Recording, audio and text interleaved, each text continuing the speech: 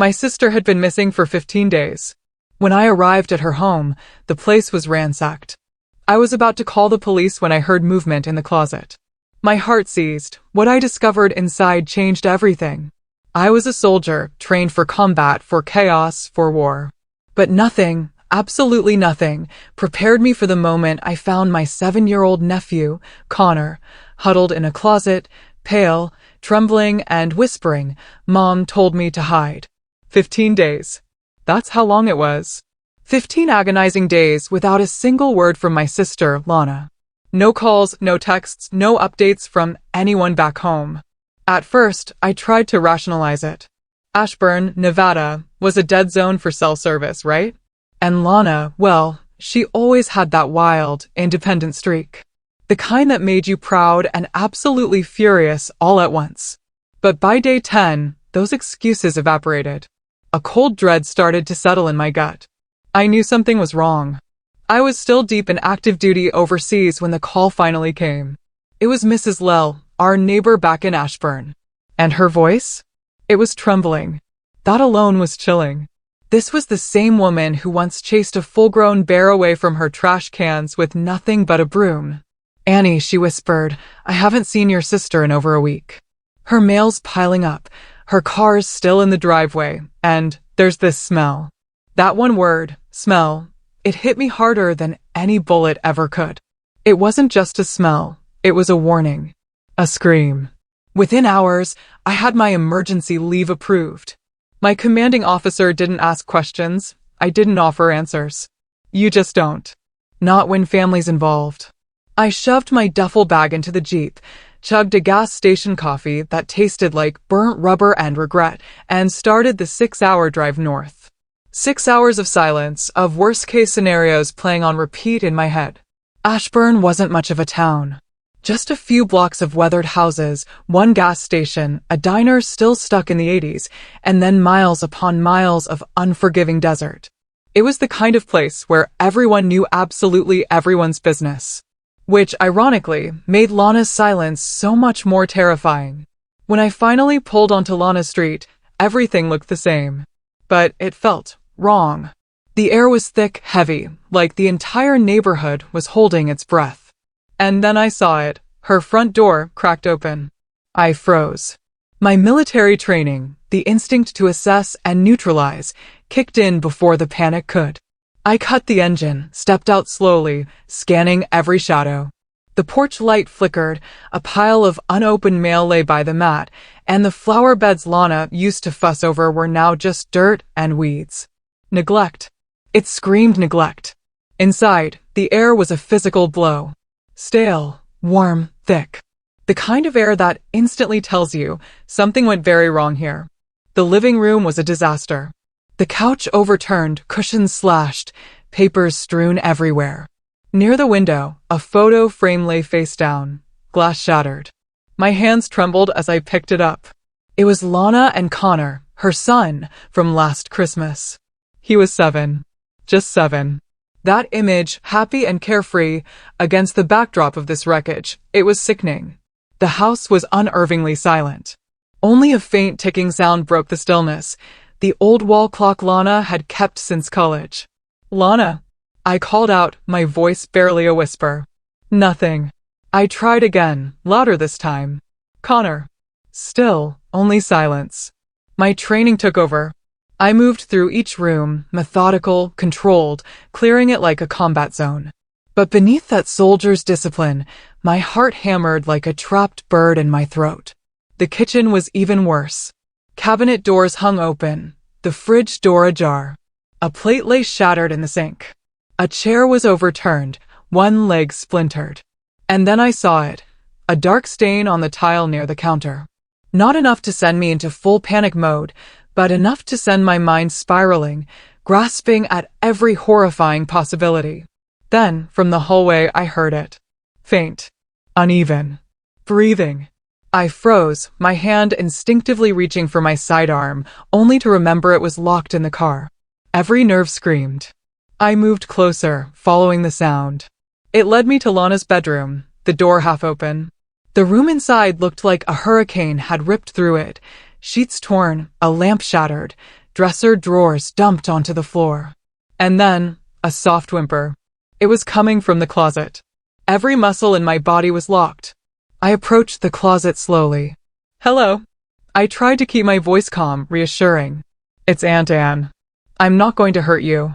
The only answer was a shaky inhale, then absolute silence. I took a deep, fortifying breath and slowly, so slowly, opened the closet door. At first, nothing. Just darkness. Then, as my eyes adjusted, I saw him. A small figure, huddled in the corner behind a pile of clothes. Connor. He was pale, filthy, trembling. His eyes, wide and unfocused, darted toward me like a cornered animal. I knelt down slowly, keeping my hands visible, the way you approach someone in profound shock. Connor. I whispered. It's me, Aunt Anne. You're okay now. He didn't move.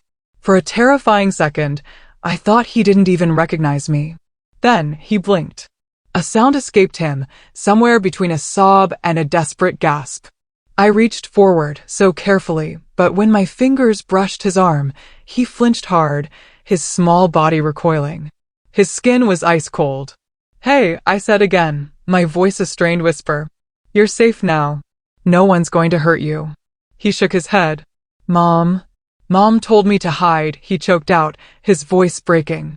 That single sentence felt like a knife, twisting deep in my chest. My sister, telling her child to hide, I pulled him out gently, wrapping him in my jacket. His tiny body felt impossibly light, a weight that terrified me. He must have been in there for days. He clutched his old stuffed bear, the same one Lana had bought him at the county fair 2 years ago. Where's your mom, Connor? I asked, my voice raw. He didn't answer. He just buried his face against me and whispered, "Don't let him come back." That was all I needed to hear. This wasn't a robbery. This was something far, far worse. I carried him out to the Jeep, my steps heavy, and drove straight to the nearest hospital. On the agonizing drive, he didn't say another word. He just stared out the window, his reflection ghostly in the glass, his eyes hollow. At the ER, doctors rushed him in. And for the first time in what felt like hours, I finally exhaled. When a nurse asked what happened, all I could say was the truth. I don't know yet. I sat in the sterile hallway under buzzing fluorescent lights, replaying every single detail. The broken furniture, the stains, the chilling silence, and that smell Mrs. Lell had mentioned. It wasn't the smell of death, I realize now. It was something else. Something chemical. Cleaning products, maybe? Or something used to cover up a different kind of horror. After an eternity, a doctor finally emerged. He's stable, she said, her voice gentle. Dehydrated, hungry, but no major physical injuries. But he's definitely suffered serious psychological trauma. You said he was alone for days, she asked. 3, maybe 4, I managed, my voice rough. He didn't say much. She nodded grimly. We'll keep him overnight, but you need to call the police. I already had. About 20 minutes later, 2 officers arrived, Detective Merritt and a younger partner who looked like he'd just learned how to shave. Merritt had that seasoned calm, the kind I recognized in senior officers, steady eyes, slow breathing, a voice that never wasted words. He listened intently as I recounted everything, from Mrs. Lell's call to finding Connor. He didn't interrupt, just nodded occasionally, scribbling in a worn notebook. When I finished, he asked, "You sure you didn't touch much in the house?" "Just the door handles and the closet door," I replied. "Good. We'll treat it as an active crime scene." He paused, studying me. "You're military, aren't you?" "Army," I confirmed. He gave a short nod. "Then you already know the drill. Don't jump ahead of us. We'll find out what happened." I wanted so desperately to believe him, but I'd seen too much of the world to trust easy reassurances. Stepping out of the hospital, the night air felt colder than any desert had a right to be. The neon lights of the diner across the street flickered, an anxious pulse in the darkness. I looked back, through the glass, at Connor. He was sleeping, his small hand still clutching that bear. And watching him, something inside me just hardened. I didn't know what had happened to my sister yet, but I knew one thing with absolute certainty. I wasn't going back to base until I found out. And I swore I wasn't letting anyone get away with this. The next morning, the sun barely pierced the hospital blinds. Connor was awake, staring blankly at the ceiling miles away. When I walked in, he didn't flinch this time. His eyes just followed me. The nurse reported he hadn't spoken a single word since I left, not even for breakfast. The tray was untouched, save for the chocolate milk. Kids always go for the chocolate milk. I pulled a chair to his bedside. "Hey, champ," I said softly, my voice still thick with emotion. "You did good last night. You're safe now." He didn't reply, but his fingers picked at the blanket's edge. He looked so small, fragile, as if the sheer terror had somehow shrunk him. 100 questions screamed in my head, but before I could ask any, Detective Merritt walked in. He looked as if he hadn't slept either. He gave me a curt nod. "Morning, Lieutenant. We've got a team at your sister's house. You might want to come with us." "I'm coming," I stated flatly. His gaze shifted to Connor. "The kid stays here for now. Child Services will check on him until family arrangements are made." "I am family," I snapped, sharper than intended. Merritt merely raised an eyebrow. "Then you'll be signing custody paperwork later," he said, unflappable. "But for now, let the doctors handle him. You and I have a scene to visit." I leaned close to Connor, my heart aching. "I'll be back soon, okay? You're safe here." He turned his head slightly, eyes still glassy, and whispered, barely audible, "Don't go to the house." Those words stopped me cold. "Why not?" I pressed. He just shook his head, pulling the blanket up to hide. "He'll come back." I didn't push him, just tucked the blanket tight around his small shoulders and left. But his words, "Don't go to the house," stuck to my brain like static, a chilling premonition. The drive back to Lana's was quiet, save for the low hum of Merritt's radio. He kept his eyes fixed on the road. "You said your sister was a single mom?" "Yeah," I confirmed. "Divorced. Dad's not in the picture." He nodded. "Anyone else in her life recently?" "Boyfriend, business partner." I shook my head. "Not that I know of. We weren't in touch as much lately." He glanced at me. "Military distance?" A humorless laugh escaped me. "You could say that." When we pulled up, the entire street looked different. Police tape fluttered across the yard. 2 squad cars, a forensics van unloading gear. Neighbors pretended not to stare from behind their fences. I stepped out, inhaling the dry morning air. The pungent, chemical smell from last night was gone. Or perhaps my senses were just too overloaded to register it now. Inside, in the harsh light of day, the chaos was amplified. Every detail screamed struggle. The forensics team moved meticulously, photographing, dusting. Merritt walked me through it. "Signs of a struggle in the living room," he noted. "Broken glass, overturned furniture. Partial prints on the doorknob and counter, at least 2 sets. One likely your sister's, the others unidentified." In the kitchen, a tech crouched, swabbing the floor. "Possible blood trace," she murmured, not looking up. Merritt jotted it down. I leaned against the wall, arms crossed. "You think it was a robbery?" He shook his head. "No forced entry. Whoever did this was either let in, or had a key." That sentence was a punch to the gut. "A key?" I stared at the splintered chair. Lana used to joke she could handle anything. But this didn't look like she'd had a fighting chance. A young officer approached, holding a small evidence bag. "Detective, found this behind the couch."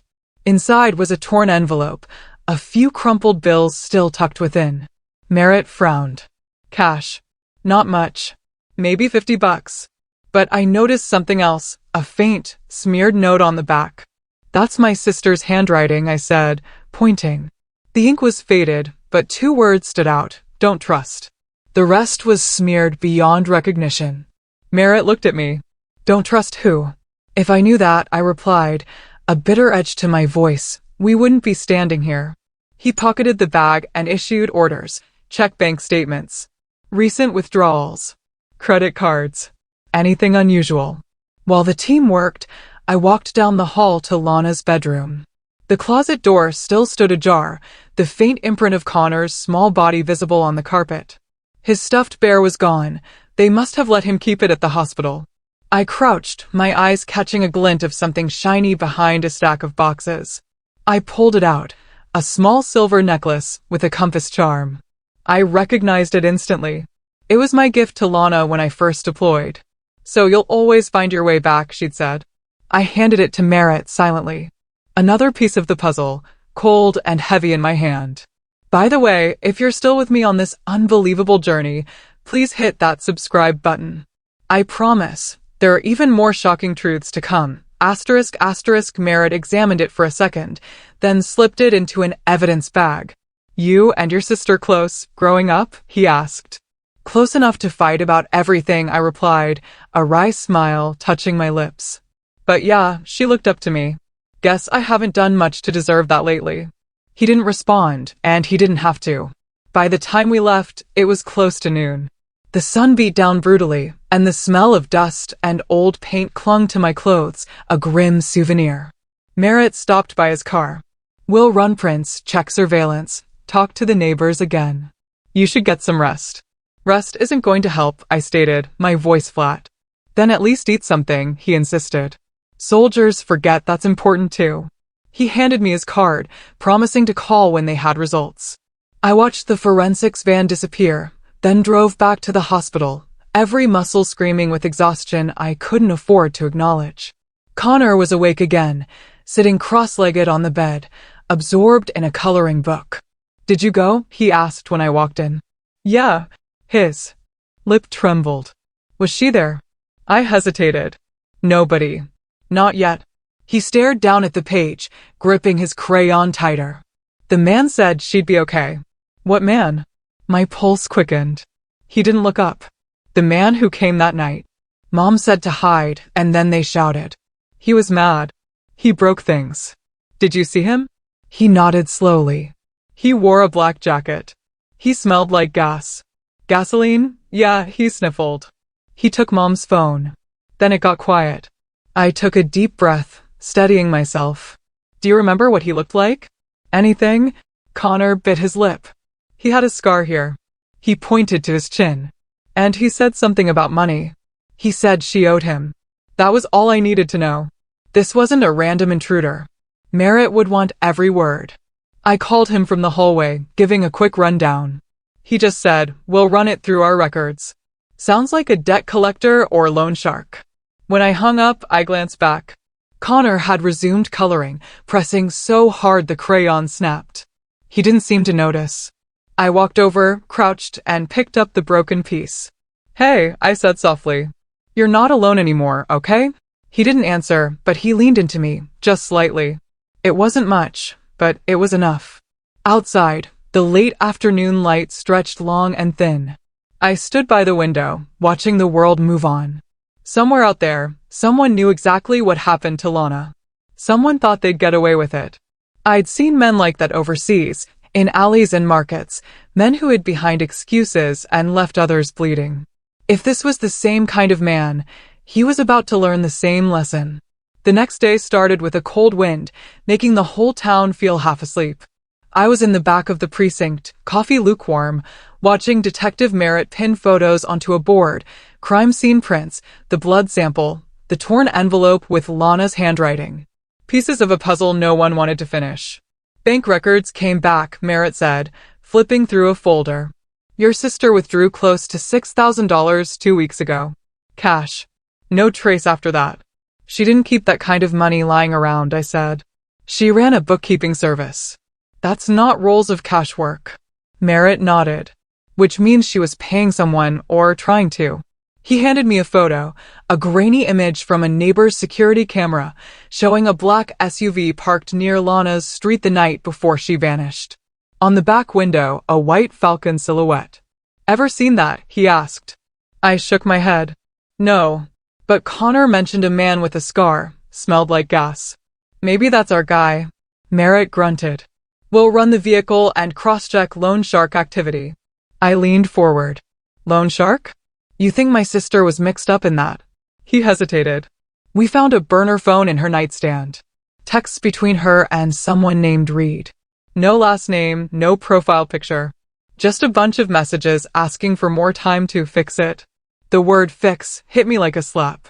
Lana always said that when she was keeping a secret. Don't worry, I'll fix it. What kind of messages? I asked.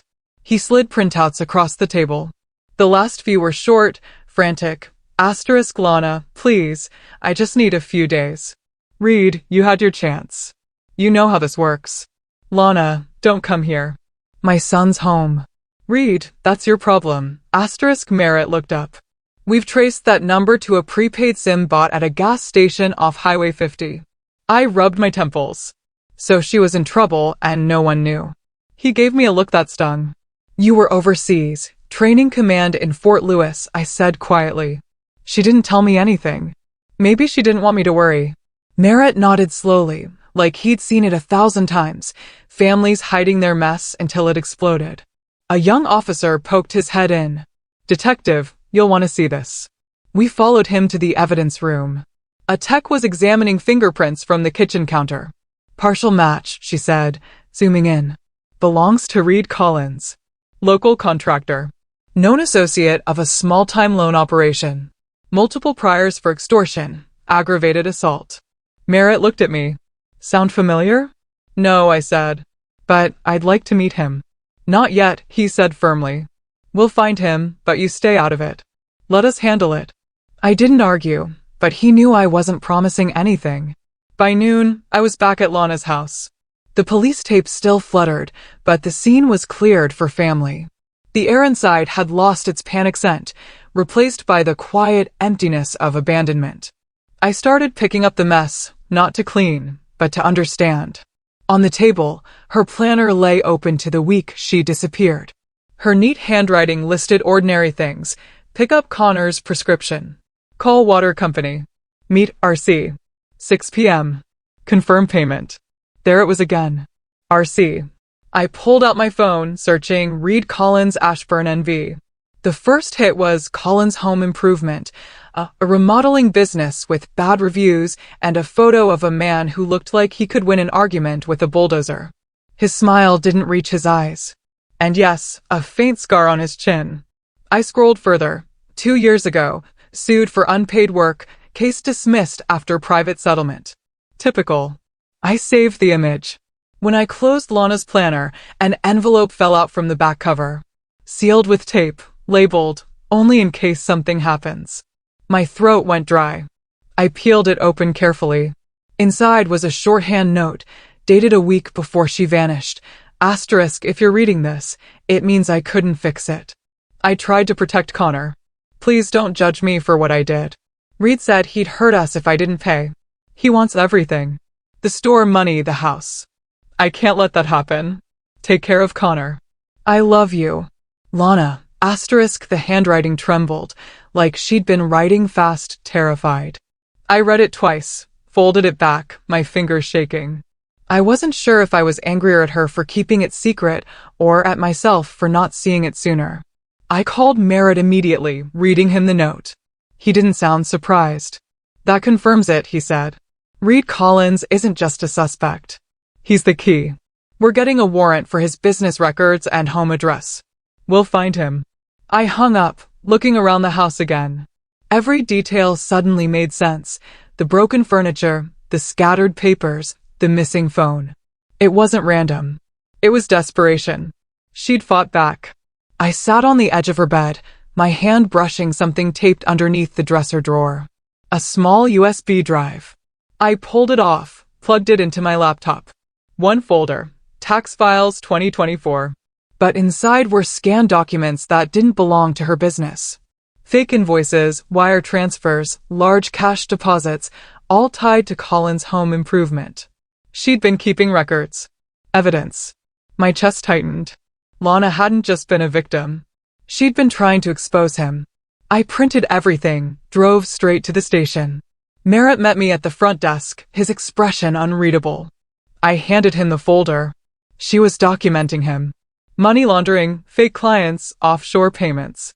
Everything. He flipped through the pages. Jesus. She was sitting on a financial bomb. Yeah, I said. And he found out. Merritt nodded grimly. We'll bring in Collins by tonight. He's not getting far. But even as he said it, I knew he wasn't sure.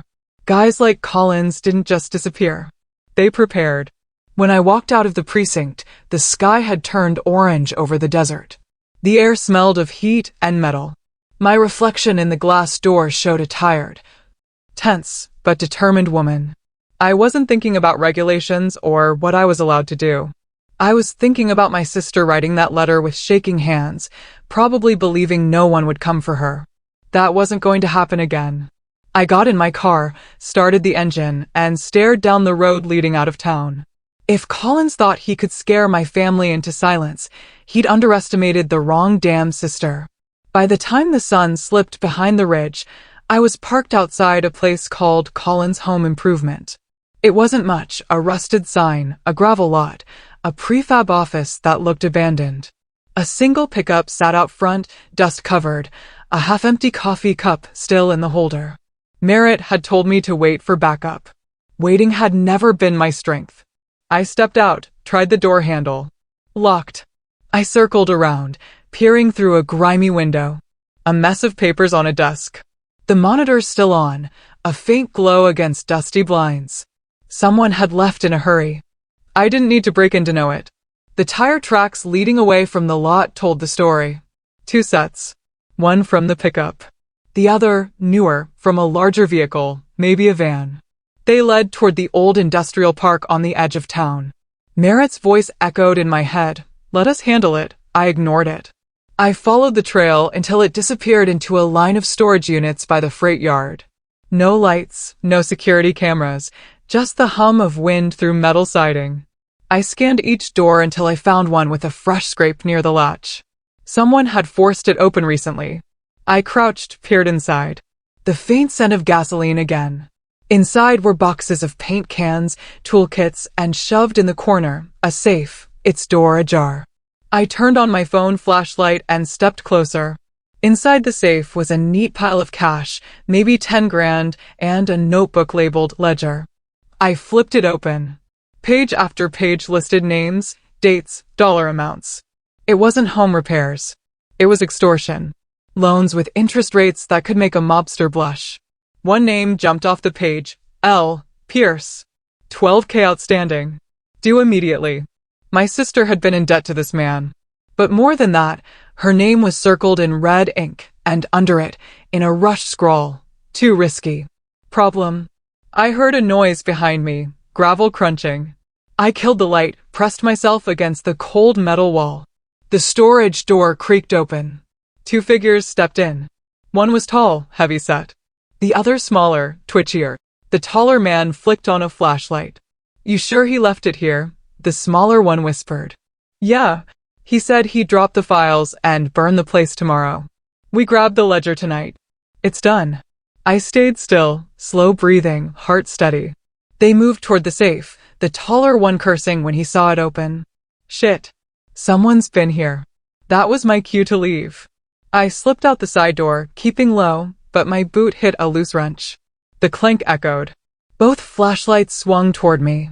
Hey, who's there? I didn't stick around to explain. I ran. Their footsteps pounded behind me, one yelling, "Stop. You don't want to make this worse." Which was usually what people said right before making it worse.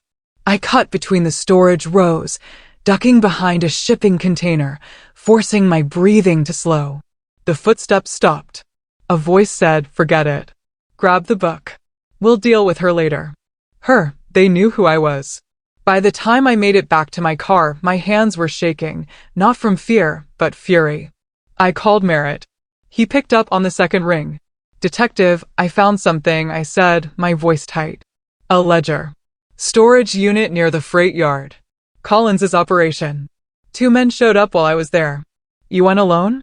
His voice sharpened. "I'm not great with patience." He sighed. "You could have been killed. Stay put. We'll send a unit." "I'm already gone," I said. "And I've got photos." I hung up before he could finish. At home, I spread the pictures across the kitchen table. The ledger pages, the cash, the list of names. It was bigger than I thought. Not just one loan or one family. A full-blown money laundering ring. Collins was fronting construction jobs, funneling dirty money through fake invoices. Lana had stumbled right into it, probably unknowingly at first, until she realized what they were doing. The tax files on her drive weren't hers. They were his. I grabbed a glass of water, realizing my hands were still trembling. The part of me trained to assess threat scenarios kicked in. Motive, pattern, resources. Collins had both money and muscle. He wasn't working alone. And if two of his guys already knew who I was, I didn't have long before they came looking. The knock at my door that night didn't help. I froze mid-step. Another knock, louder. Miss Pierce? Detective Merritt. I cracked the door. It was him, tie loose, expression worn, eyes sharper than usual. You left out a few details in your call, he said dryly. You want to tell me why my team found a half-open crime scene with fresh footprints? Because waiting gets people killed, I said. He exhaled through his nose, clearly fighting the urge to argue. You're lucky those men didn't see your face. We pulled camera footage from a nearby gas station. They're Collins's guys. Both have records. Names, Jack Vargo and Luis Carver. Muscle for hire. Collins used them before. I leaned against the counter. So, what's next? Next, Merritt said, we issue a warrant for Collins's arrest and lock down every property he owns. If your sister's alive, he's our best shot at finding her. He hesitated. You need to stay out of this. You're too close. I laughed, bitter. Detective, she was my sister. Too close stopped mattering the moment I found her kid hiding in a closet. He studied me, then nodded. Then do me one favor. If you find something before we do, you call me first. No cowboy moves. Can't promise that, I said. He half smiled. Didn't think you would. After he left, I sat back down. The ledger stared back like a silent accusation. I picked up the photo of Lana and Connor from the shattered frame. She looked happy, genuinely happy, the way people do right before everything falls apart. One thing was still missing. Proof that Collins had gone after her personally. The ledger showed money. The texts showed threats. But I needed a connection, a location, a date, something that tied him directly to that night. I opened her laptop again, digging deeper. Hidden in her email drafts was an unsent message. Timestamped 11:42 p.m., the night she disappeared. To Detective M at Ashburn PD. Subject, urgent. Collins's records. Message, Detective, I have everything. He found out I copied the files. If something happens to me, check the cabin by Mill Creek. That's where they meet. Please hurry. The cursor blinked at the end of the last sentence, frozen mid-word. She'd been interrupted before she could hit send. I stared at the screen, the hum of the fridge suddenly deafening. Mill Creek, 10 miles north of town. I grabbed my keys, shoved the printed email into my pocket, and headed for the door. If Collins had been there once, maybe he still was. If not, there'd be something. Tracks, evidence, anything that could tell me what really happened. The drive was dark, quiet. The desert stretched out endlessly. My headlights cut through dust, catching nothing but shadows and scrub. When I finally turned onto the dirt path towards the creek, I killed the engine and listened. Crickets, wind, and somewhere in the distance, a faint metallic clatter. I reached for my flashlight, took a breath, and started walking toward the sound. The closer I got to Mill Creek, the colder the air felt. The road turned from dirt to mud, tires slipping in patches where rain had hit days earlier. I parked beneath pines and killed the engine. The place was quiet, too quiet for a meeting spot. Just wind through branches and the soft rush of water. The cabin wasn't hard to find. Small, wooden, peeling paint, a porch that sagged. The front door was locked, but the lock was new, shiny, cheap. I went around back, found a cracked window, pushed it open, and slipped inside. The smell hit first, mold, stale smoke, and something chemical, bleach, maybe. Inside, it looked abandoned. One table, 2 chairs, a metal filing cabinet, an ashtray full of butts. On the table, a single object, a mug, half full of coffee, still warm. Someone had been here. I froze, listening. No footsteps, no voices. Just the drip of a leaky pipe. I stepped closer to the table, noticing papers beside the mug. Damp, edges curled, ink smudged. The top page, a bank transfer printout. Colin's home improvement to an account under a fake name. The same offshore account Lana had documented. Another page was handwritten. The messy scroll I recognized from her planner. I held it to the light. Asterisk, if you ever find this place, it means he knows. I didn't have time to finish what I started. The files, the ledger, everything he used to hide money. It's here. Please, don't come after him. Take Connor and leave. I know you won't, but I have to say it anyway. Asterisk, my throat tightened. Even in a note for the worst case scenario, she'd known exactly how I'd react. I know you won't, she was right. The floor creaked behind me. I spun around. A man stood in the doorway, silhouetted against the fading light. Tall, heavy-set, hands slightly raised. Around 40 or 50, wearing a grease-streaked work jacket. His face was rough, his chin marked with a thin white scar. Lieutenant Pierce, he said calmly. You shouldn't be here. Collins, I said, voice flat.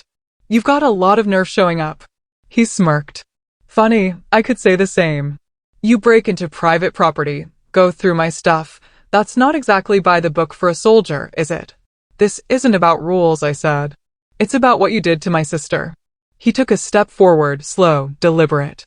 Your sister made a mistake. She got involved in something she didn't understand. I tried to help her, told her to walk away. She didn't listen. I clenched my fists. You mean she didn't pay you fast enough? His eyes hardened. She stole from me. She took the files. He snapped. Do you have any idea what that put me in? The people I work with don't like mistakes. She panicked. And now look where we are. So you killed her. He shook his head, almost casually. If I wanted her dead, you'd have found a body by now. The way he said it made my skin crawl. Not if she's dead, but if I wanted her dead. Intentional. Precise. I took a step closer. Where is she? Collins tilted his head, that smug smile never fading. You're asking the wrong questions. You should be asking yourself why she didn't tell you anything. Maybe she knew what you'd do. He turned to leave, but I moved faster. I grabbed him by the collar, slamming him against the door frame. Where is she? His hand shot up, gripping my wrist hard enough to bruise. Your first mistake. For a moment, we stood locked, a standoff that could go bad fast. Then headlights flashed outside. Collins shoved me back, straightened his jacket, and walked out. I followed, staying just behind him. A dark sedan had pulled up. Two men stepped out, Vargo and Carver, the same ones from the storage unit. Collins waved them off. It's fine. She's leaving. Like hell I am, I said. Merritt's voice cut through the night from behind me. Actually, yes, you are. He stepped into view, flashlight in hand. Two uniformed officers behind him.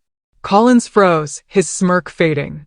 Merritt, I said, not taking my eyes off Collins. You're late. Story of my life, he said. Collins, you're under arrest for obstruction, extortion, and suspicion of kidnapping. Hands where I can see them. Collins looked annoyed, not scared. You got no proof of anything. Oh, we've got plenty, Merritt said. Between the ledger, the offshore accounts, and your texts threatening a single mother. I'd say you're not walking out of here tonight.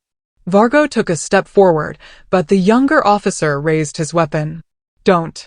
For a second, the air hung heavy. Then Collins smiled again, slow, deliberate. You boys think you've got this under control, he said. But you have no idea who you're actually dealing with. Merritt cuffed him without a word. As they led him to the car, Collins turned his head and looked at me. You think she was innocent, he said quietly. You didn't know your sister like I did. The words stuck to me like oil. I wanted to ask what he meant, but Merritt nudged me toward his car. Let it go, he said. We'll get more out of him at the station. Back at headquarters, Collins sat in an interrogation room, smug and silent. Through the glass, I watched Merritt question him. He didn't deny the money or the threats. He just kept circling back to one phrase. She wasn't who you think she was. Merritt came out an hour later, rubbing his neck. He's not talking about her disappearance. Keeps saying she ran, like she took something and left. I frowned. He's lying. Maybe, Merritt said. But maybe not entirely. We ran her bank logs. She made a transfer 2 days before she vanished. $10,000 into an account under the name W. Palmer. We're still tracing it. W. Palmer? I repeated. Never heard of him. Maybe someone helping her, he said. Maybe someone helping him. Either way, she didn't tell you everything. He looked at me carefully. You sure you want to keep digging, Lieutenant? Sometimes the truth isn't the comfort you think it'll be. I stared through the glass at Collins, still sitting there like he owned the place, smirk fixed. Yeah, I said. I'm sure. When I got home that night, I sat in Lana's old room. The photo of her and Connor was still on the dresser, now taped back together. I stared at it for a long time before pulling the note from Mill Creek out of my pocket again. Please don't come after him. She knew exactly who he was and what he was capable of. But she had also left me everything I needed to finish what she started. And I wasn't about to stop halfway. The next morning, the station smelled like burnt coffee and frustration. Merritt paced in front of a whiteboard, phone pressed to his ear, barking orders. I watched through the glass. Collins had been transferred to county lockup, but his smug expression hadn't faded. The man looked like someone who thought jail was just another meeting he could postpone. When Merritt finally hung up, he sighed. The bastard's lawyer is already filing motions. He's got friends with deep pockets. Of course he does, I said. People like him don't do business alone. He glanced at me. In the meantime, there's one more thing. We pulled the GPS data from your sister's car. Last signal came from a wooded area past Mill Creek. It's private land, technically owned by one of Collins's shell companies. So, we're going there. We're going there, he confirmed. But you're riding with me this time. I didn't argue. The drive took less than an hour, but the last few miles were rough. Narrow dirt roads lined with pines. No cell reception. The kind of place where sound didn't travel and secrets didn't echo back. The car rolled to a stop in a small clearing. Ahead, through the trees, was a narrow cabin, smaller than the one at Mill Creek, darker, almost camouflaged. No signs of life, but the air had that heavy stillness that told you something had happened there. Merritt stepped out first, flashlight ready. Stay close, he said. Wasn't planning a picnic. We approached the front door, shut but not locked. Inside, the smell was faint but distinct, decay mixed with bleach, a contradiction that turned my stomach. The living room was empty except for an armchair and a stack of cardboard boxes. Dust covered everything except the floor where someone had recently walked. Fresh prints, Merritt muttered, crouching. Small boot size? Maybe a woman's. My chest tightened. You think it's hers? Could be, he said. Or someone else who wanted us to think that. He moved toward the back room while I checked the boxes.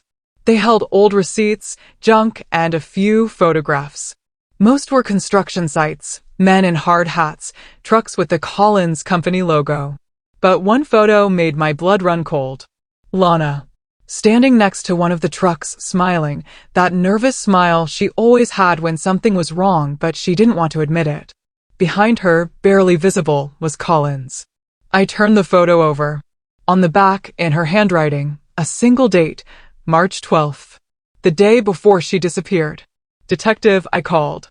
Merritt came over, looked at the picture, and exhaled. She was here. That confirms it. The back room looked like it had been cleared in a hurry.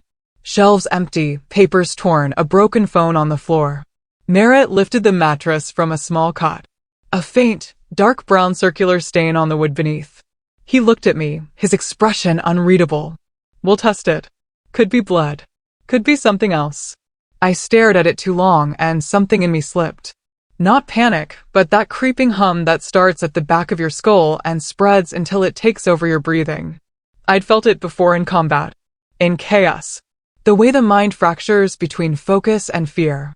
The room tilted. Merritt's voice sounded distant. You okay? Yeah, I lied. Just give me a second. I stepped outside, bracing against the cool air, focusing on the wind. In through the nose, out through the mouth. The same rhythm my therapist had drilled into me after the last deployment. Asterisk focus on what's real. Ground yourself. Asterisk a soft sound broke the rhythm. The faint crunch of leaves behind the cabin. I turned, scanning the tree-line. A shadow moved. Detective, I called quietly. We've got company. Merritt was beside me in seconds, hand on his weapon.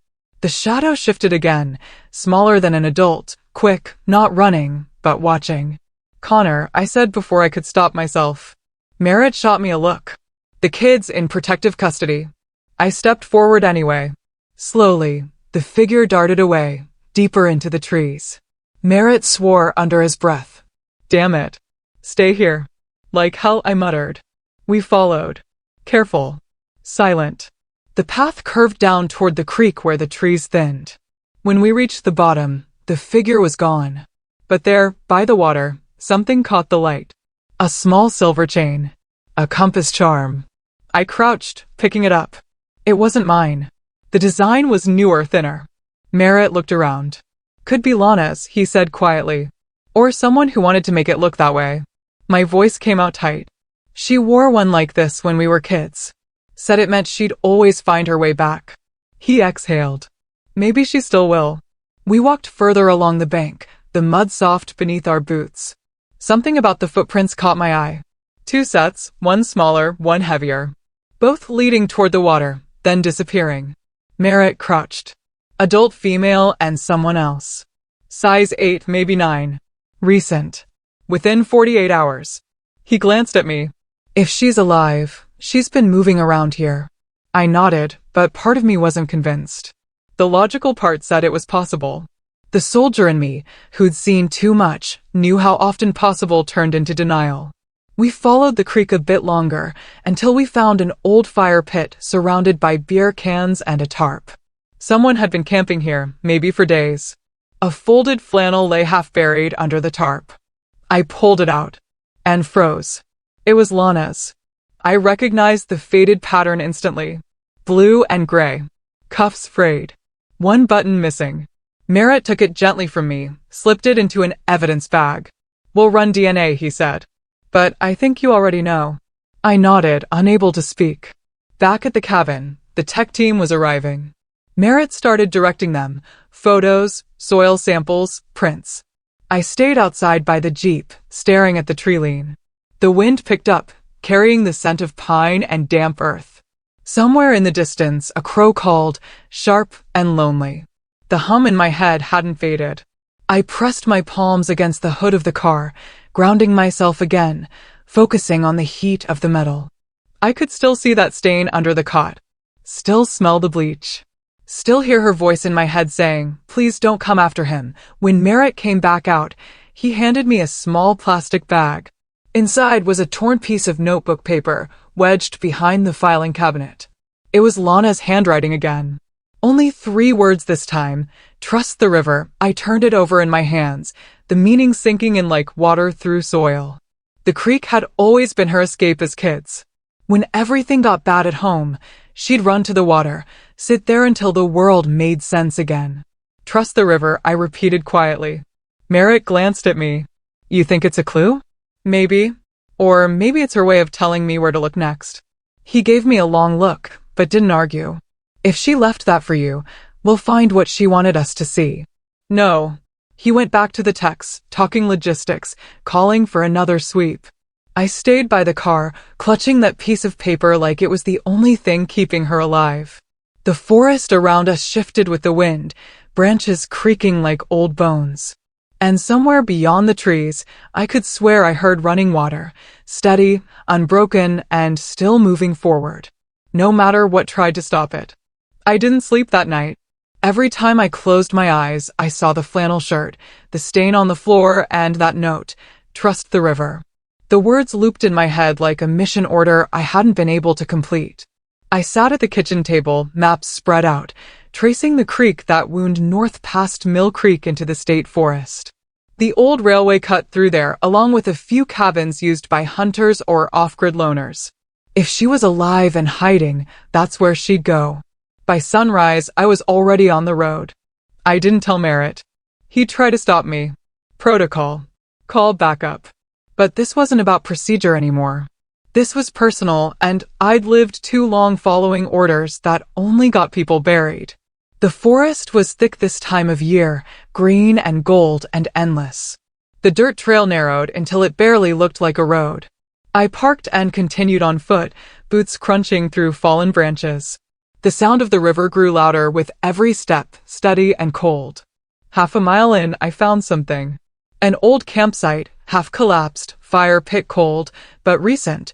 A few empty food cans, a torn tarp, and muddy footprints leading down toward the riverbank. I crouched and studied them. 2 sets again, one smaller, one heavier. And then, faintly, I heard something metallic click behind me. Hands where I can see them. The voice was male, deep, calm. I turned slowly, my palms raised. It was Collins. He looked rougher than before, unshaven, eyes bloodshot, jacket streaked with dirt. He wasn't supposed to be out of jail, but there he was, standing 10 feet away with a revolver pointed at my chest. "You've got a hell of a habit of showing up where you shouldn't," he said. "You're supposed to be in custody," I replied, keeping my voice steady. He grinned. "Money buys fast lawyers and friends. Merritt's a good cop, but even he can't keep a lock closed when the key belongs to someone else." I took a step forward. "You killed her, didn't you?" He tilted his head, pretending to think. "Killed? No. She was alive the last time I saw her." "Scared?" "Sure." Crying, begging me to make it stop. But breathing. My jaw tightened. "Where is she now?" He shrugged. "You really want to know? Or do you want someone to blame? Because those aren't the same thing." I moved closer, slow and deliberate. "You don't get to talk like you're the victim here." His smirk vanished. "You think I wanted this? Your sister poked around where she didn't belong. She was smart, too. Smart for her own good. She thought she could expose people who've been in this game for decades. She was trying to protect her son." "Yeah," he said. "And now look where that got her." That was it. Something in me broke. Before I knew it, I was on him. The gun went off once, the bullet tearing through a tree behind me. I tackled him hard, the weapon skidding across the dirt. We hit the ground in a tangle of limbs and adrenaline. He swung first, wild, angry. I blocked, countered, drove my knee into his ribs. He gasped, tried to grab for the gun again, but I kicked it out of reach. He spat blood and glared up at me. "Go ahead, soldier. Do what you came to do. That's what you people are good at, right? Cleaning up messes." For a second, I almost did. My hand hovered near the gun, my pulse thundering. He wanted me to cross that line, to become the same kind of monster he was. But the training that had built me, the discipline that had kept me alive through years of combat, pulled me back. I grabbed his wrist, twisted hard until he cried out, and yanked his hands behind his back with a zip tie from my pocket. "You don't get to decide how this ends," I said quietly. When Merritt arrived, because yes, I'd finally called him, he didn't even look surprised. He just stared at Collins, cuffed and bruised, and then at me. "Couldn't wait, huh?" "Didn't trust waiting," I said. He sighed. "Fair enough." We drove Collins back to the station, silence heavy in the car. Merritt's jaw worked like he was chewing on words he didn't want to say. Finally, he muttered, "He's not the type to act alone. If he's talking about people in this game, that means a network. And that means your sister got caught in something bigger than this town." "She mentioned offshore accounts," I said. "Maybe she found proof of who those people are." "Maybe," Merritt said. "But she also mentioned the river. Trust the river." "She was leaving us a trail," I said. He nodded slowly. "If that's true, she might have hidden something out there. Evidence. Maybe a drive. Something she couldn't keep in the house." We locked Collins in holding again, under tighter supervision this time. He didn't say a word during booking. Just stared at me with that same unnerving calm.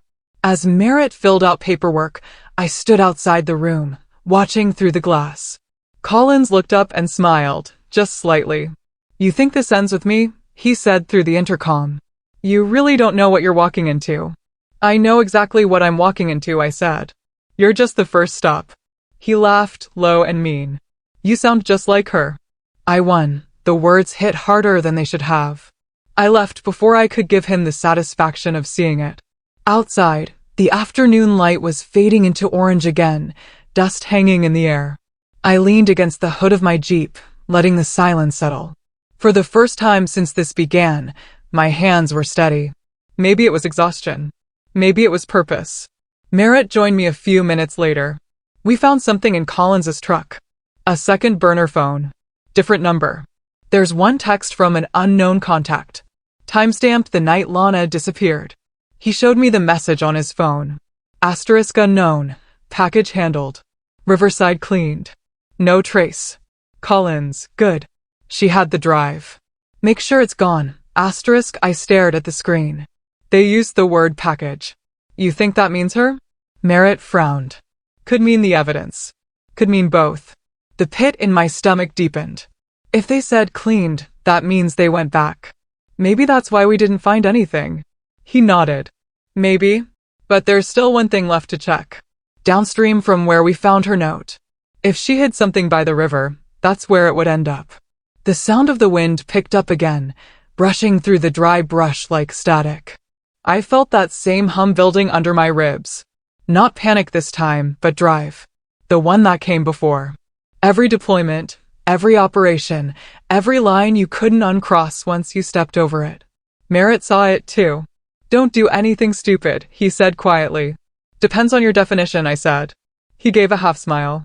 I'm starting to think we don't share the same one. I got into the Jeep and turned the key. The engine rumbled to life. The radio kicked on automatically, some old country song Lana used to play on long drives. I didn't bother turning it off. As the tires hit the dirt road again, I followed the river, watching it glint between the trees like a trail of moving silver. Trust the river, it sounded less like a clue now and more like a dare.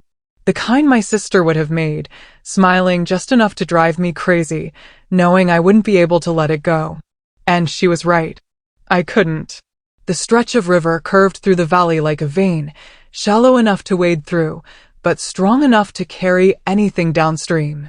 I parked near an old bridge that hadn't been used in years and followed the sound of water until the forest swallowed the rest of the world. The sky was low and gray, the kind that made everything look like it was holding its breath. I followed the current for maybe a mile before I saw it, half buried under a fallen log, a plastic container, cracked and filled with mud. I knelt, brushed away the dirt, and pried it open. Inside were two things, a waterproof USB drive and a single Polaroid photograph. The photo was of Lana. She was standing in front of her house, holding Connor, smiling, that nervous smile she always had when something was wrong, but she didn't want to admit it.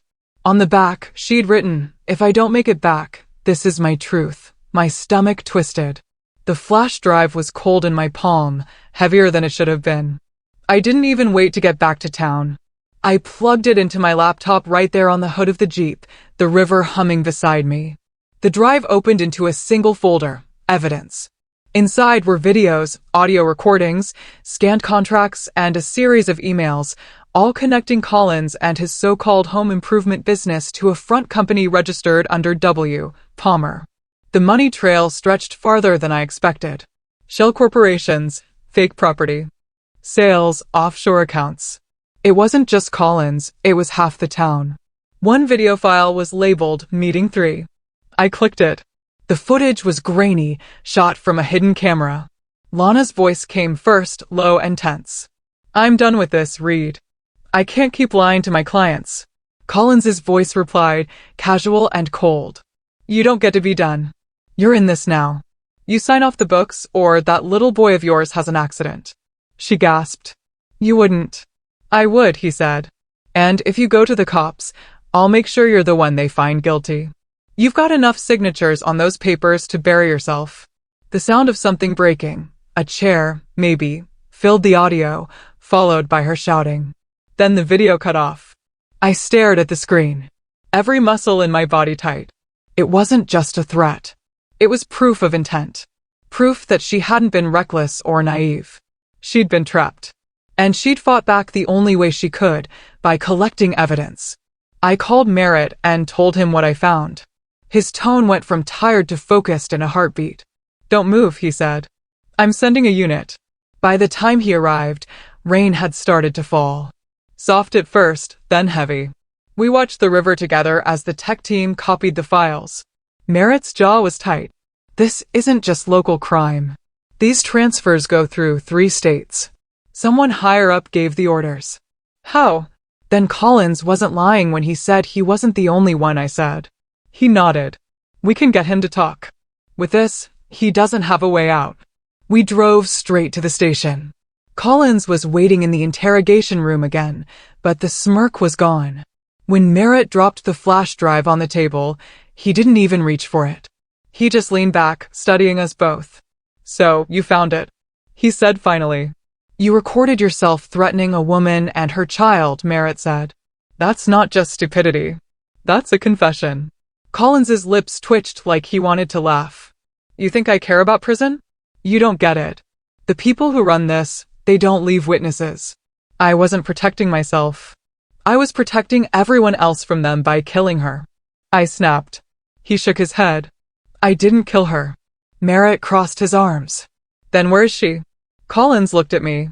"You really want to know?" I met his eyes. "Say it." "She's dead," he said, voice flat. "But it wasn't me. She tried to run with the evidence. They found out. I buried her because I didn't want them to leave her out there like trash." For a moment, everything inside me went silent. The air left my lungs.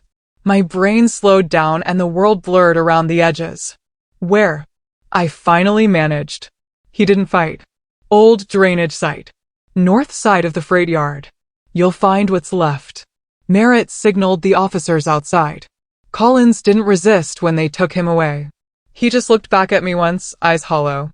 "You can't win against ghosts, Lieutenant. They're already part of the system." I followed Merritt out of the room, every step heavier than the last. We didn't speak on the way to the site. The rain had turned to a steady downpour, soaking the dirt roads, turning everything to gray. When we reached the old freight yard, the smell hit first: damp earth, rust, decay. The site was fenced off. A wide ditch running behind the old loading docks. The forensics team moved quietly. Careful. It didn't take long. They found her, wrapped in a tarp under 2 feet of soil near the drainage pipe. The flannel shirt was still around her shoulders. Merritt stood beside me while they worked, saying nothing. He didn't have to. I stared at the spot numb. The rain blurred everything. Or maybe that was just my eyes. I wanted to scream, to tear something apart, but the noise wouldn't come. I'd seen bodies before. Soldiers, civilians, people caught between decisions that went wrong. But this was different. This was family. When they lifted her out, I noticed something on her wrist. A silver bracelet, the one I'd given her years ago when she graduated college. It had a single engraving on the inside: "To find your way home." The words barely cut through the sound of the rain. Back at the station, Merritt took my statement, but it was more formality than necessity. Everyone knew what had happened. The district attorney filed for an immediate murder charge. The media would find out eventually, but I didn't care. I sat in the observation room staring at the evidence board covered with photographs and timelines. Merritt came in, coffee in hand. "Autopsy will confirm it, but we've got everything we need. Collins won't walk out again." "And finding him doesn't change anything," I said quietly. "No," he admitted. "But it means she gets justice." I gave a dry laugh. Justice? That's a word people like to use when they can't undo something. He didn't argue. He just sat down across from me. "You know, I've been doing this 20 years. Most families never get answers. You did. That matters." I looked up at him. "She died scared and alone." Merritt shrugged. "Answers don't fix that." He took a sip of coffee. "No, but they stopped the same people from doing it again. And that's something." The room went quiet again. Somewhere down the hall, a phone rang, muffled by distance. The sound barely registered. When I finally stood, I looked at the board one last time. Collins's photo was pinned dead center, his mug shot glaring back. Around it were all the threads: money, documents, names. It was supposed to feel like closure, but it didn't. It felt like staring at a wound that had stopped bleeding but hadn't healed. I left the building just as the clouds started to break. A thin line of sunlight cutting through the gray.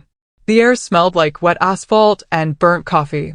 Connor was waiting at the hospital, staying with a social worker until custody cleared. When I walked in, he looked up, his eyes searching my face for something. I knelt down beside him. "Did you find Mom?" he asked. I nodded once. "Yeah, kiddo. I did." He stared at me for a long time, then whispered, "Is she coming back?" I wanted to lie, but he deserved better. No, I said, my voice thick with emotion. But she's safe now. He nodded slowly like he understood more than a child should. Then he leaned into me, small arms wrapping around my neck, and I finally let myself cry quietly into his shoulder, where he couldn't see my face. The world outside kept moving, phones ringing, doors opening, officers walking by. But for once, none of it mattered. All I could hear was the steady rhythm of his heartbeat. Small but strong, like the river still moving somewhere out there. And for the first time since it all started, I didn't feel the need to fight it. The courtroom air was thick with tension, smelling of old wood and unspoken judgments. I sat behind the prosecutor's table, Merritt beside me, a silent, grim presence. Officially, I wasn't supposed to be there, but the DA wanted the jury to see a face, the face of the family left standing. Connor was with social services, thank God. Too young to comprehend the sterile horror unfolding in this room, too fragile to hear the words they would say about his mother. The judge entered, a gavel slammed, and months of relentless investigation collapsed into this single, agonizing moment. I swear I've been to war zones quieter than that courtroom. The prosecutor started strong, her words cutting, precise. The evidence was undeniable. The video, the money trail, the hidden recordings Lana had. Painstakingly made, even Collins's own confession. But defense lawyers are masters of manipulation. They can twist reality until guilt looks like self-preservation. Mr. Collins, his attorney argued, pacing slowly before the jury, was merely a victim of a larger machine, a cog in a system he couldn't escape. He was under threat himself. He cooperated with the state, revealed key details about an organized network, and most importantly, he did not kill Lana Mercer. He buried her, yes, but out of fear, not malice. The jury shifted uncomfortably. Fear. The word hung in the air, a poisonous gas cloud, meant to excuse everything. Merritt leaned in, his voice a low growl. They're playing the sympathy card. They'll lose, I muttered, my jaw tight. Fear doesn't justify a shallow grave. When it was the prosecution's turn again, they showed the footage from Lana's drive. The courtroom went utterly silent as her voice filled the room, her desperate pleading, his chilling threats, the sharp crack, and then her cut-off cry before the feed went black. Jurors looked sick, some turning away, unable to bear it. The prosecutor pointed directly at Collins. That, ladies and gentlemen, is not fear. That is control. That is a man who saw a woman trying to escape, and he made sure she didn't. For the first time, Collins looked small, his arrogance momentarily shattered. His lawyer objected twice, overruled both times, and by the end of the afternoon, you could feel the shift in the room. No one was on his side anymore. But justice, real justice, isn't a movie. There was no dramatic music, no applause. Just the endless grind of procedure.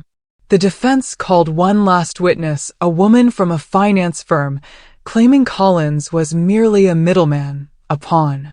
It was technically true, but everyone there knew the truth and justice rarely aligned perfectly. The trial dragged on for 6 grueling days. 6 days of reliving every agonizing detail, every photo, every sound, every recorded word of my sister's fear. By closing arguments, I felt hollowed out, utterly drained. The prosecutor stood again, her voice calm, yet radiating an undeniable power. You'll hear the defense say Reed Collins didn't mean for this to happen. But every criminal starts with an excuse. Every coward hides behind someone worse. What matters is choice. He made his. Now it's time for you to make yours. The jury left.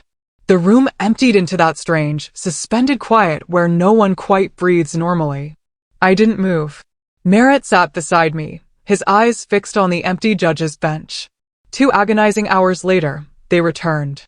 The foreman stood, his voice low and certain. On the charge of murder in the 2nd degree, we find the defendant guilty. I finally exhaled. The room erupted, gasps, sighs of relief, a single, muffled sob from behind me. Collins didn't move. His eyes flicked to me, and in that brief, chilling moment, I saw it. Not regret, not fear, but a flicker of pure disappointment. The realization that his luck had, at last, run out. The judge handed down the sentence, life without parole. Collins would die in a concrete box, and the system he'd served would eventually forget his name. When the gavel came down, it didn't sound like victory. It sounded like the final, definitive closing of a door that should have been shut years ago. Outside the courthouse, cameras flashed, bright and intrusive, like angry lightning. Reporters shouted my name, clamoring for a soundbite. "How do you feel?" I didn't answer.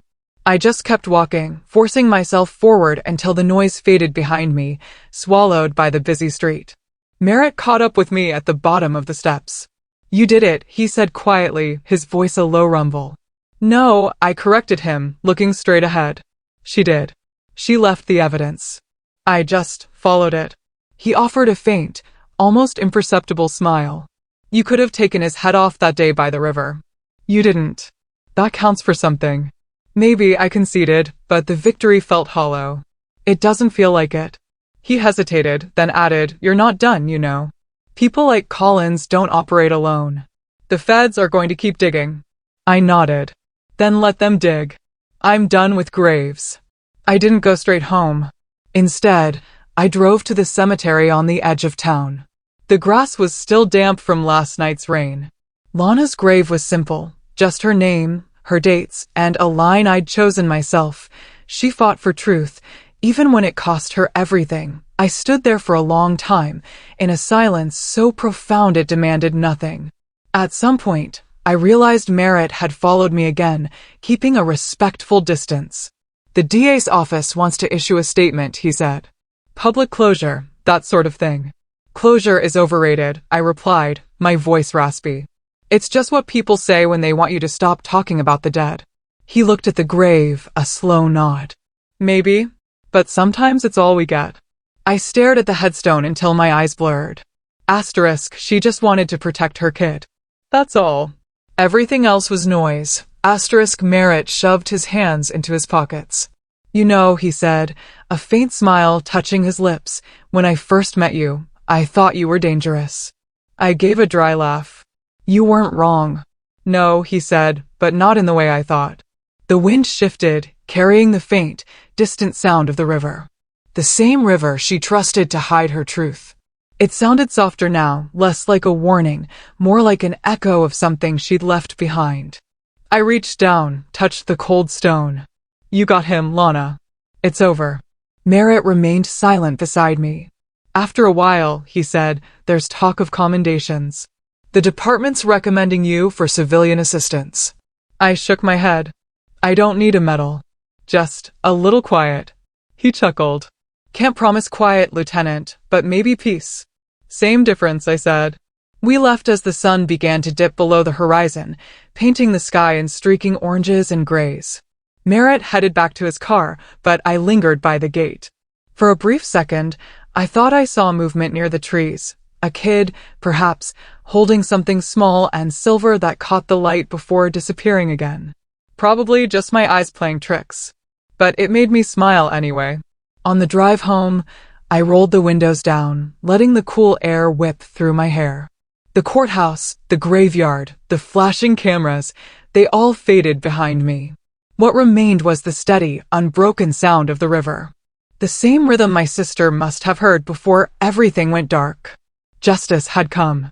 But it didn't feel like victory. It felt like survival.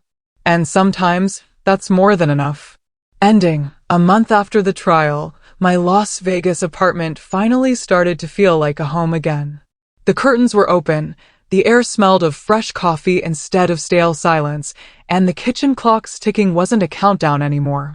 Connor was asleep on the couch, wrapped in a blanket he'd claimed as his own. He was slowly adapting to Vegas. The noise, the endless lights, the way night never truly arrives here, only a softer version of day. I sat by the window, watching the endless stream of headlights on the strip. For the first time in years, I wasn't counting down to deployment or waiting for a call from command. I'd filed my leave papers 3 weeks ago, indefinite. After 20 years of service, I realized I needed a different kind of fight now, one that didn't involve weapons or orders. The military taught me to survive chaos, but it hadn't taught me what to do after. Connor stirred, mumbling in his sleep. The nightmares weren't every night anymore, but when they came, he'd still call for Mom before the crushing reality returned. Those moments, they hurt more than any battle I'd ever fought. There's no training for explaining death to a child who still believes love can undo it. Day by day, we built new routines. I'd walk him to school, pick him up, take him for ice cream, or to the park. He'd started to laugh again, cautious, short bursts at first, then fuller, heartier sounds that made strangers smile. That kid was resilient. He had Lana's stubborn streak, for sure. Merritt still called occasionally, usually late, after his own mountain of paperwork. He'd update me on the broader investigation, the network, as he called it. Collins was serving life, and the rest of the ring had either flipped or disappeared. But Merritt never sounded satisfied. You ever notice, he'd said once, justice always shows up late to the party? Better late than never, I told him. Yeah, he'd sighed. But it never brings what you asked for. He was right. Justice doesn't fill the holes it leaves behind. It just gives you the tools to build around them. On the anniversary of Lana's death, Connor and I drove back to Ashburn. The old grocery store was long gone, boarded up, faded under years of dust and neglect. We parked out front anyway, windows cracked, the sign barely hanging. I stood there, tracing the memories that clung to the place, her laughter, Dad's quiet humming, Mom's cinnamon rolls cooling by the register. It all felt like another lifetime. Connor tugged my sleeve. Can we go see her? Yeah, I said. Let's go. The cemetery was quiet. No cameras, no reporters, no detectives. Just us. The grass was trimmed, the flowers from last week still fresh. I knelt, placing a small bundle of lilies on the headstone. Connor added a drawing, another stick figure family, this time with 3 of us holding hands. She'd like that, I said. He nodded. I miss her. I know. She was brave, right? He asked, his eyes fixed on the stone. The bravest person I ever knew, I said. She didn't back down, even when she was scared. He was quiet for a moment, then asked, Do you think I'll be like her? I smiled. You already are. You just don't know it yet. We stayed until the sun dipped low, painting everything gold. Before leaving, I slipped the compass charm, the one I'd found by the river under the flowers. It had belonged to her. Now it belonged there. Back in Vegas, things settled into rhythm. School, work, dinner, laughter. Life didn't erase the pain, but it made space for it. It gave it context. Sometimes that's all healing really is. One Friday night after Connor went to bed, I sat on the couch, flipping through his school binder. Tucked between homework sheets was an essay titled, The Person I Look Up To. The first line read, Asterisk, my aunt says revenge doesn't make you strong. It just makes you tired. She says real strength is protecting people, not hurting them. Asterisk, I read it twice, closing the folder slowly, letting the quiet fill the room. It wasn't pride I felt. Not exactly. It was something softer. Relief. Maybe proof that the cycle had stopped here. That the boy who'd once hidden in a closet had found his voice. A few weeks later, Merritt visited. He'd been promoted, a fact he downplayed with typical Merritt charm. More paperwork, fewer car chases, he'd said, grinning. We sat on my balcony, drinking beer, watching the city pulse below. You ever think about going back? He asked, gesturing vaguely toward the lights. To the army? He nodded. Every day, I said. And every day I remind myself I already did my time. I'm needed here, now. He smiled. Yeah, I figured you'd say that. We talked for a while about nothing. Sports, food, Vegas, traffic. Then he looked out at the skyline. You know, you could have taken revenge. No one would have blamed you. But you didn't. Why? I took a sip of my beer before answering. Because revenge doesn't fix anything. It just keeps you in the same place, waiting for the next hit. My sister deserved better than that. Connor deserved better than that. He nodded slowly. You really believe that? I have to, I said. Otherwise, what was all of this for? We sat there until the city lights blurred into one endless glow. When he left, The apartment felt still again, but not empty. Just peaceful. Later that night, I found Connor awake, sitting by the window. "Can't sleep?" I asked. He shook his head. "I was thinking about Mom." I sat beside him, the city humming outside, steady and distant. "She used to tell me," he said softly, "that rivers don't stop. Even when they hit rocks, they just find a way around." "You think that's true?" "It is," I said. "And you're part of that river now." "So am I." He leaned against me, eyes heavy. "I'm glad you came to find me that day." I smiled. "Yeah, me too." We sat like that for a while. No words, no noise, just the quiet rhythm of breathing and the soft flicker of streetlights reflecting on the window. When he finally fell asleep, I carried him to bed, tucked the blanket under his chin, and stood there for a long moment. He was safe. He was home. That was enough. I turned off the light, walked back to the balcony, and looked out over the city one last time before midnight. Somewhere out there, the river kept flowing, maybe slower, maybe softer, but always forward. And in that stillness, I realized revenge had never been the real story. It was about love. Flawed, painful, relentless love. The kind that survives even after everything else falls apart. I'd promised Lana once I'd protect what mattered most. I finally understood what that meant. It wasn't about vengeance. It was about continuation. About turning pain into purpose. About keeping the promise to move forward, no matter how deep the current ran. The night was quiet, the city alive, and for the first time in my life, I didn't feel like a soldier anymore. I felt like a sister who had finally come home. Call to action. This journey taught me that some scars never fully heal, but they can guide you forward. What about you? Have you ever had to fight for something so deeply personal, where justice felt less like victory and more like a hard-won peace? Share your thoughts in the comments below. I'd really love to hear them.